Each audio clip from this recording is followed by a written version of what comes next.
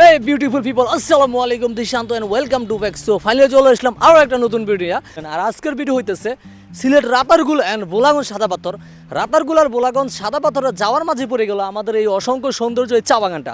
সেই জন্য চা বাগানের সৌন্দর্যটা উপভোগ করার জন্য চলে আসলাম আমরা চা বাগানে।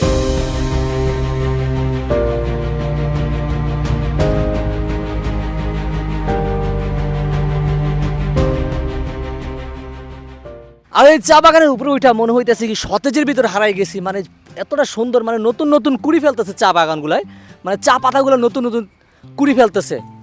আমি একটু দেখাই কীভাবে চা পাতাটা মানে কালেক্ট করে। এই যে এইভাবে আগাটা ধরে এইভাবে নেয়, এই যে এইভাবে ধরে এইভাবে নেয়, জাস্ট আগাটা নেয়, ঠিক আছে? এছাড়া আর কোনো কিছু নেয় না। যারা যারা মনে করেন যে পাতা দিয়া চা বানায় বা চা বানায়, এটা সম্পূর্ণ ধারণা ভুল। চা পাতার শুধু ওই যে আগাটার 2-3টা পাতা নেয়, ওইটা নিয়ে আবার প্রক্রিয়াকরণ কইরা তারপর এটা চা হিসাবে আমাদের মাঝে পরিবেশন করা হয়। আর ভাই দেখো, এখন চলে যাবো আমরা রাতারগুল সোয়াম ফরেস্টে, যেটা হইতেছে বাংলাদেশের একটা জলপ্রবাহ।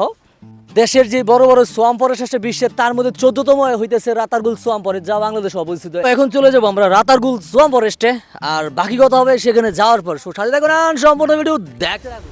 এটা হচ্ছে রাতারগুল সোয়াম ফরেস্টের নৌকাঘাটের বর্তমান অবস্থা। আমরা এখন 2 নাম্বার নৌকাঘাটে আছি। এখানে মোটামুটি নৌকা আছে প্রায় 20-30টার উপরে, এখানে নৌকা ঘাটে ভিড়ানো আছে। এখন তুলনামূলক পর্যটন একটু কম, সেই জন্য নৌকাগুলো এখানে ম্যাক্সিমাম নৌকাগুলো এখানে ভিড়ানো থাকে। অল্প অল্প সংখ্যক পর্যটন এখানে বর্তমানে আসে। আর এটা হইতেছে এখানে দোকানপাট আছে, আপনারা চাইলে এখান থেকে ডাব খেতে পারবেন, চাইলে এখান থেকে চিপস চানাচুর নিয়েও নৌকাতে উঠতে পারবেন, যাতে ফরেস্টের ভিতরে যাতে মোটামুটি খাওয়া দাওয়ার ভিতরে থাকতে পারেন অ্যান্ড সবাই মিলে একটু এনজয় করতে পারেন, এই আর কি। বাই দ্য ওয়ে, এখন আমরা নৌকা ভাড়া করবো। জন প্রতি 150 টাকা করে নৌকা ভাড়া করলাম এবং 57 টাকা করে বন বিভাগের চার্জ দেওয়া লাগছে। মোটামুটি 200 টাকার উপরেই পার পার্সন খরচ হয়েছে আমাদের নৌকা ভাড়া করতে। সো এখন আমরা বনের ভিতরে ঢুকে যাই। বনের ভিতরে ঢুকার সময় বেশি পানি নাই, মোটামুটি অল্প পরিমাণে পানি আছে। তারপরেও যেহেতু এইখানে আমরা আইসা পড়ছি, সো এইখানে জায়গাটা তো অবশ্যই ঘোরা লাগবে। সো বাকিটা কথা হচ্ছে বনের ভিতরে যাই, তারপর বনের ভিতরের পরিবেশটা আপনাদের সাথে শেয়ার করতেছি। বনের ভিতরের কোথাও পানি নেই, ঠিক আছে? হয়তো বা সর্বোচ্চ হাঁটু পানি হবে। আর অলরেডি পানির কালারের অবস্থা দেখছেন, পুরা হইতেছে দুধ চার মতন কালার হয়ে গেছে পানির অবস্থা। আগে ছিল ব্লু কালার ছিল, এখন হয়ে গেছে মিল্ক টি, মানে দুধ চার কালারের মতন পানির অবস্থা হয়ে গেছে, এতটা গোলাটে হয়ে গেছে। আর যাই হোক, কিন্তু এখন একটা সৌন্দর্য দেখা যেতেছে, মানে গাছগুলোর শিকড়গুলা মানে পুরাপুরি দেখা যেতেছে। পুরা মনে হইতেছে কি গাছের শিকড়গুলো পুরো উপরের দিকে উঠে যেতেছে, এরকম একটা পরিস্থিতি। মানে এখন একটু সাপ টাপের আতঙ্ক একটু বেশি অন্যান্য সময়ের তুলনায়, যেহেতু ঝোপঝাড় একটু এখন বেশি অন্যান্য বর্ষাকালের তুলনায়। সো এখন কিন্তু একটু রিস্ক। সো আশেপাশ থেকে সাপের আক্রমণ থেকে একটু সবাই সাবধানে থাকবেন, যাতে সাপে টাপে কাউরে না কামড়ায়। আবার কোনো কোনো জায়গায় দিয়ে ভাই মনে করেন যে পুরো মাটি উপরে উঠে গেছে, এই আর কি। বর্তমানে কিন্তু ওই মাটি কিন্তু হাঁটা যায় ভিতরে আইসা। সো আমরাও ভিতরে অনেকক্ষণ হাঁটাহাঁটি করবো, সেইখানে যাইতেছি আর কি। আসসালামু আলাইকুম, এখন আছি রাতারগুল সোয়াম ফরেস্টের সেই বন অঞ্চল আছে, সেখানের ভিতরে আছি এইখানে। আর এটা হইতেছে রাতারগুল সোয়াম ফরেস্টের ভিতরের অবস্থা। বর্ষার সিজন হইলে এখানে পানি টলবল করে, আর যেহেতু এখন সুদিন সিজন, বর্ষার সিজন নাই, সেই জন্য এখন মাটিগুলো এখানে দেখা যেতেছে। আর উপরের এই গাছগুলো আর কি, যখন বর্ষা আসছে গাছের উপরে পানি উঠে যায়, তখন জিনিসটা অন্যরকম মনে হয়। তখন ওই যে উপরের ডালাগুলোর উপরে উঠা ছবি তোলা যায়।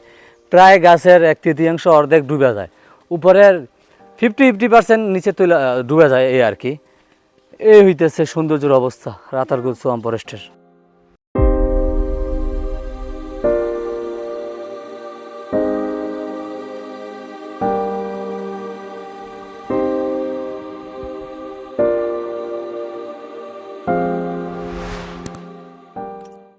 যে রাতারগুল সোয়াম ফরেস্টটা আছে, এইখানে কোনো মানুষ থাকে না, শুধু প্রশাসনের লোকজন থাকে, এই আর কি। যাক, এখানে আইসে একটু বন্টন দেখলাম, বেত গাছ দেখলাম, আর এখানে বড় বড় তমাল গাছ আছে, হিজল গাছ আছে। এইগুলোই জাস্ট এই রাতারগুল সোয়াম ফরেস্টের মেন আকর্ষণ। আর সবচেয়ে বড় মেন আকর্ষণ, এখানে বানর দেখা যায়। বর্ষাকালে একটু বানরের আনাগোনা বেশি হয়, সুদিনকালে একটু বানরের আনাগোনা একটু কম হয়। তীব্র গরম হওয়ার কারণে বান্দর এখানে মাথা ছাতা সুতা নাই, সেজন্য এখানে চলে গেছে। আর সবচেয়ে বেস্ট মোমেন্ট হইতেছে বৃষ্টির সময় আসলে।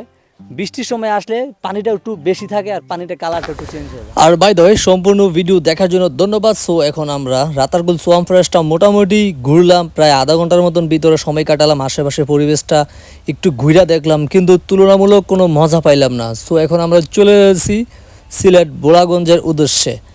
সো সম্পূর্ণ ভিডিও দেখার জন্য ধন্যবাদ। দেখা হচ্ছে নেক্সট ভিডিওতে। আর যারা যারা নতুন আছেন তারা অবশ্যই পেজটা ফলো দিয়ে দিবেন আর ইউটিউব চ্যানেলটাকে মাস্ট বি সাবস্ক্রাইব করে ফেলবেন। আসসালামু আলাইকুম।